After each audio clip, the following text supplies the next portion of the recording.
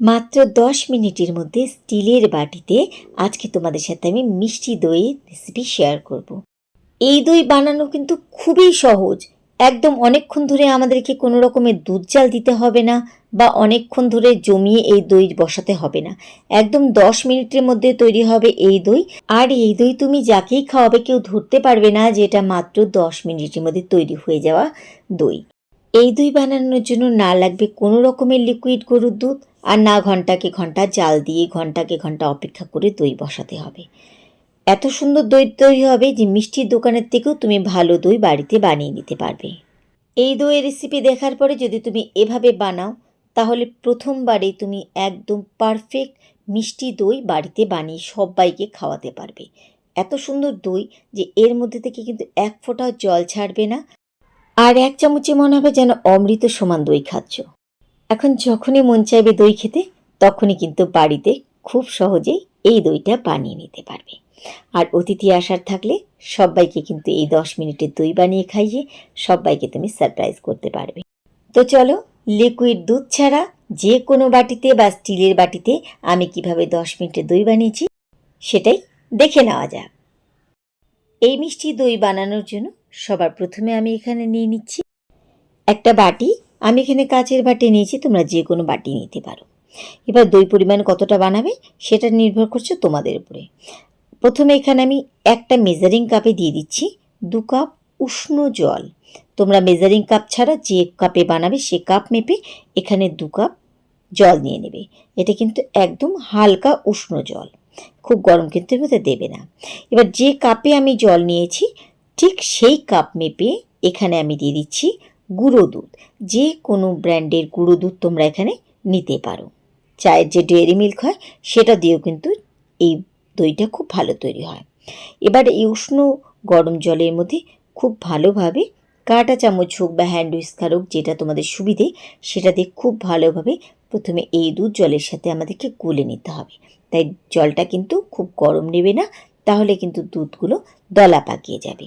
হালকা উষ্ণ গরম নেবে যেন দুধটা খুব ভালোভাবে এই জলের মধ্যে মিশে যায়। তাহলে এই মাপটা থাকলো যে 1 কাপ গুঁড়ো দুধের জন্য 2 কাপ ওই কাপে মেপে জল, উষ্ণ গরম জল। এবার দইয়ের মিষ্টির জন্য আর সুন্দর একটা রঙের জন্য আমি এখানে একটা টি প্যান বসিয়েছি। এর মধ্যে নিয়ে নিচ্ছি আমি 1.25 কাপ চিনি। দইয়ের মিষ্টিটাকে কতটা পছন্দ করো সে বুঝে চিনির পরিমাণটা এখানে বাড়িয়ে কমিয়ে নিতে পারো। গ্যাস ওভেন ধরিয়ে দিচ্ছি। সবার সুবিধার্থে আমি এখানে দিয়ে দিলাম একদম দেখো খুব সামান্য পরিমাণে জল, কারণ অনেকে ক্যারামেল তৈরি করতে গিয়ে পুড়িয়ে ফেলে। যারা প্রথম বানাবে তারা হয়তো ক্যারামেলের তাকটা না বুঝতে পেরে পুড়িয়ে ফেলতে পারে, তখন কিন্তু পুরো দই তেতো হয়ে যাবে।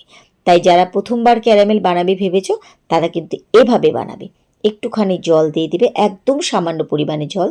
আর স্টিমটাকে মিডিয়াম টু লোয়ের মাঝে রেখে এভাবে অনবরত কিন্তু চিনি আমাদেরকে জাল দিয়ে নিতে হবে, যতক্ষণে চিনি পুরো গলে ক্যারামেল হয়ে সুন্দর একটা কালার না তৈরি হচ্ছে। তো আমি এখানে খুব সুন্দরভাবে কিন্তু ক্যারামেল তৈরি করে নিয়েছি। আর যারা ক্যারামেল তৈরি করতে পারো তাদের জল দেওয়ার দরকার নেই, তবে বলবো যারা প্রথম বানাবে তারা কিন্তু একটু জল দিয়ে ক্যারামেলটা বানানোর চেষ্টা করো। তো এখানে আমার ক্যারামেল তৈরি হয়ে গেছে। আমি কিন্তু গ্যাস ওভেন বন্ধ করে দিয়েছি আর একটু স্প্যাচুলা দিয়ে ভালোভাবে নেড়ে ঠান্ডা করে নিলাম। আর যদি না ঠান্ডা করো গ্যাস ওভেন থেকে সাথে সাথে কিন্তু নামিয়ে নেবে। এবার আমি এই ক্যারামেলের মধ্যে দিয়ে দিচ্ছি আগে যে দুধটা বানিয়ে রেখেছিলাম সে দুধের 1 কাপ প্রথমে দিয়ে দিলাম এর মধ্যে। দিয়ে ভালোভাবে আগে এর সাথে মিশিয়ে নেব। একবারে পুরো দুধটা ঢালার দরকার নেই, একটু করে দুধ ঢেলে প্রথমে আগে মিশিয়ে নেবে, কারণ ক্যারামেলের সঙ্গে দুধ যখন মিশবে না তখন সাথে সাথে দেখো এরকম জমে যাবে। তাই ওই জমানোর ভাবটাকে আগে কাটিয়ে নেবে, তারপরে বাদ বাকি দুধটুকু এর মধ্যে দেবে। তো স্টিম কিন্তু এখন একদম লো রেখেছি আমি, রেখে এভাবে খুব ভালোভাবে প্রথমে ক্যারামেলটাকে দুধের সাথে ভালোভাবে মিশিয়ে নিলাম। নিয়ে এবার যে বাদ বাকি দুধটুকু রয়েছে সে দুধটুকু এর মধ্যে দিয়ে দিচ্ছি। যেহেতু আমরা আজকে গুঁড়ো দুধের দই বানাচ্ছি তাই দই বানাতে কিন্তু আমাদের বেশি সময় লাগবে না এই দুধ ঘন হতে। এবার যতটুকু দুধ আমাদের এখানে রয়েছে চেষ্টা করবে এই দুধটাকে জাল দিয়ে আর একটু ঘন করে নেওয়ার জন্য, কারণ এটা গুঁড়ো দুধ তাড়াতাড়ি ঘনও হয়ে যাবে এমনিও। তো স্টিমটাকে ঠিকঠাক রেখে পাশে দাঁড়িয়ে অনবরত এভাবে খুন্তি, স্প্যাচুলা, স্পুন যেটা হোক চালিয়ে এই দুধটাকে চেষ্টা করবে একটুখানি ঘন করে নেওয়ার। আর দুধের মিষ্টিটা যদি তোমরা একটু বেশি খেতে চাও তাহলে এখনও কিন্তু দুধের মধ্যে আর একটু চিনি মিশিয়ে নিতে পারো। তো দেখো দুধটা খুব ভালোভাবে ফুটেছে। দুধটাকে আমি কিছুক্ষণ ফুটিয়ে নিয়ে একটুখানি কিন্তু দুধটাকে ঘন করে নিয়েছি। আমি আবার বলছি, দুধটাকে কিন্তু একটু ভালোভাবে ঘনই করে নেবে, কারণ একদম জাল দিয়ে একবার জাল দিয়ে উতালে আসার পর নামাবে না, একটুখানি ঘন করে, যেমন দেখো এখানে করে নিয়েছি আমি ঘন, একটুখানি কিন্তু দুধ ঘন করে আমি কমিয়ে নিয়েছি। দুধ আমার এখানে জাল হয়ে গেছে। এবারে গ্যাস ওভেন বন্ধ করে দিয়ে এই দুধটাকে এবার কিছুক্ষণ এখানেই আমি ঠান্ডা হতে দিচ্ছি। যখন এই দুধটা উষ্ণ হবে তখনই কিন্তু আমাদের কাজ। এই ফাঁকে আমি এখানে নিয়েছি কিছুটা পরিমাণ টক দই। আমি এখানে 2 থেকে 3 টেবিল চামচের মতন টক দই নিয়ে ভালোভাবে কিন্তু টক দই জল ছড়িয়ে নিয়েছি। দই বানানোর জন্য কিন্তু তোমরা মিষ্টি দইও নিতে পারো। এখানে নিয়েছি একটা স্টিলের বাটি।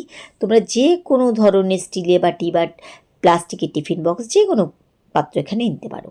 এই দইটাকে আমি এই বাটির মধ্যে দিয়ে দিলাম।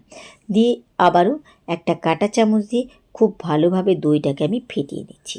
আর যে দই দিয়ে তোমরা দই বসাবে, দইটা কিন্তু অবশ্যই পাতলা হলে পরে সেটাকে কিন্তু জল ঝরিয়ে নেবে, যেন ওই দইয়ের মধ্যে কোনো রকমের জল না থাকে। আর ফ্রিজ থেকে বের করে কিন্তু টক দই সরাসরি দই বানাবে না, দইটাকে আগেই বের করে নেবে, নর্মাল রুম টেম্পারেচারে রাখবে। যখন রুম টেম্পারেচারের থেকে জল ঝরিয়ে নেবে তারপরে কিন্তু ওই টক দইটাকে মেশাবে। তো ভালোভাবে বাটির মধ্যে মিশিয়ে নিয়েছি। আর এদিকে দুধে হাত দিয়ে দেখতে হবে যে তোমার আঙুল সহ্য করতে পারছে কতটা। যখন দেখবে তোমার আঙুল দুধের টেম্পারেচার সহ্য করতে পারছে, তখনই কিন্তু এভাবে দইয়ের মধ্যে মেশাবে। যদি অতিরিক্ত গরম দুধে দই মেশাও তাহলে কিন্তু সেই দুধ ছানা হয়ে যাবে, দই কিন্তু তুমি কোনো মতেই আর বসাতে পারবে না। তাই হাত সহ্য করতে পারে এমন গরমে দই তখনই মেশাবে। খুব ভালোভাবে আমি দইয়ের সাথে দুধ এখানে মিশিয়ে নিলাম। এবার নিয়ে নিচ্ছি একটা সিলভার ফয়েল, বা তোমরা চাইলে পরে এখানে মোটা কোনো কাপড় দিয়ে বসাতে পারো। তো সিলভার ফয়েল দিলে কি হয়, বাইরের হাওয়াটা ভেতরে আসে না, বা ভেতর থেকে গরম ভাবটা কিন্তু বাইরে যেতে পারে না, আর খুব গরম থাকে। সেই জন্য এখানে সিলভার ফয়েল নেওয়া নিয়ে খুব ভালোভাবে মুখটা এভাবে আমি আটকে দিচ্ছি। এদিকে কড়াইতে নিয়েছি আমি সামান্য পরিমাণে জল, আর এখানে একটা স্ট্যান্ড বসিয়ে দিয়েছি। এবার এর মধ্যে আমি দইয়ের বাটি বসিয়ে দিচ্ছি। দইয়ের বাটি এমন করে বসাতে হবে যেন জলটা নিচে তলা পর্যন্ত ঠেকে। এবার আমি স্টিমটাকে একটুখানি বাড়িয়ে দিয়ে গ্যাস ওভেন ধরিয়ে দিয়ে ঢাকা দিয়ে 10 মিনিট কিন্তু এটাকে জাল দেব। ফিরে আসছি 10 মিনিট পরে। 10 মিনিটের মধ্যে কিন্তু দেখে নিই যে আমাদের দই কতটা জমেছে। তো দই কিন্তু এখন অনেকটাই গরম আছে, তাই এই গরম অবস্থাতেই প্রথমে তোমাদের সঙ্গে আমি শেয়ার করছি। তো দেখো কি সুন্দরভাবে আমার দই কিন্তু এখানে একদম পুরোপুরি জমে গেছে। এটা কিন্তু এখনও গরম রয়েছে। আর আমরা সবাই জানি যে আমরা কেউ গরম দই খাই না, দই ঠান্ডা করে খাই, কিন্তু খাওয়ার মতো দই আমাদের এখানে কিন্তু তৈরি হয়ে গেছে। এবার তোমরা চাইলে পরে এটাকে গরম গরম খেতে পারো, বা যেমন আমরা সবাই খাই এটাকে ঠান্ডা করে ফ্রিজে রেখে তারপরে খেতে পারো। এটা কিন্তু পুরোপুরি তোমাদের ইচ্ছে। তো দেখলে তো কত সহজে আমরা কিন্তু মাত্র 10 মিনিটের মধ্যে দোকানের মতন সুন্দর মিষ্টি দই বাড়িতে বানিয়ে নিতে পারলাম। আশা করি আমার আজকে মিষ্টি দই রেসিপি তোমাদের ভালো লেগেছে। রেসিপি ভালো লাগলে বরাবরের মতো কিন্তু লাইক শেয়ার করতে ভুলো না। আর তোমরা কিন্তু বাড়িতে অবশ্যই একদিন হলেও এই দইটাকে বানিয়ে দেখো। আর অবশ্যই কিন্তু তোমাদের মূল্যবান মতামত দিয়ে জানিও তোমাদের কাছে আমার আজকের রেসিপি কেমন লেগেছে। তাহলে আজকের মতো এইটুকুই। সবাইকে ধন্যবাদ জানিয়ে আজকে এখানে বিদায় নিচ্ছি। ফিরে আসবো আবার অন্য কোনো রেসিপির সাথে অন্য কোনো দিন। সেই পর্যন্ত সবাই খুব ভালো থেকো, সুস্থ থেকো।